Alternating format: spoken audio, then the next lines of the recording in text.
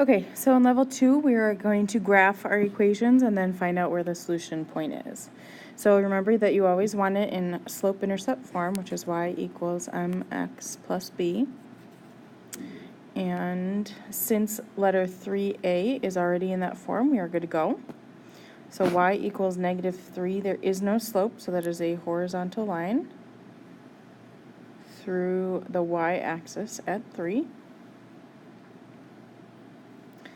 And then the second line has a y-intercept of 5. And then our slope is up 2 over 1. But you can see those 3 points that I just made don't intersect with the red line. So the other direction that I could go is I can go down 2 and left 1. Since they're both going in this different negative directions, that actually still represents a positive slope. So these two lines intersect at this point, which is at -4, -3. And that's your answer for letter A. For letter B, you've got the first line that is in y-intercept form, slope-intercept form, so let's graph that. So up 2 over 1, so same slope. And just in case, I'm going to go ahead and go the other way, just in case I have to later. Okay.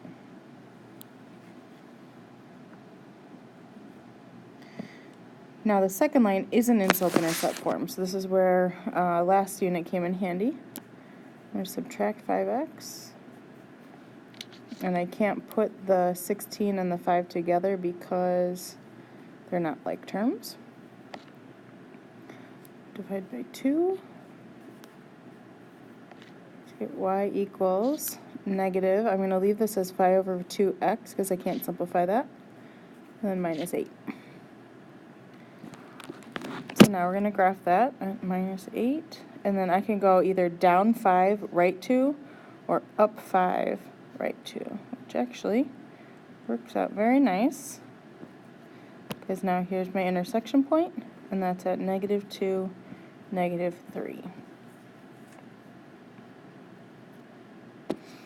Let's look at one more example here. So again, the first one's in slope-intercept form, so we're going to go ahead and graph that. So we're going to go down 2, right 3.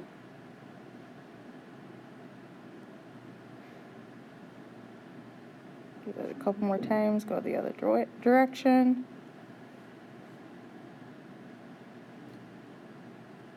Okay. Second one. We're going to solve for y here, so subtract 4x.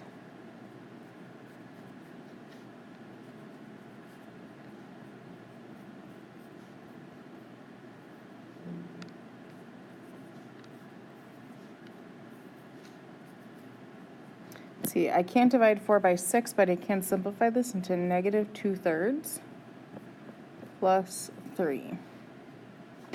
So if I graph this line, I'm going to go up on the y-axis at 3, and go down 2, right 3, down 2, right 3, down 2, right 3, and do the same thing. I still haven't met it yet, so up 2, right 3, up 2, right 3, up 2, right 3. Okay. Now, think about this and what you learned last unit.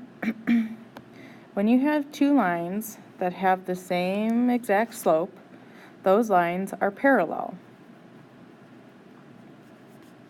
Well, if we're looking for a solution, we're looking for where two lines intersect. And we know that parallel lines never intersect. So if these two lines don't intersect, that means that they have no solution. So that's what you would answer as part of a question.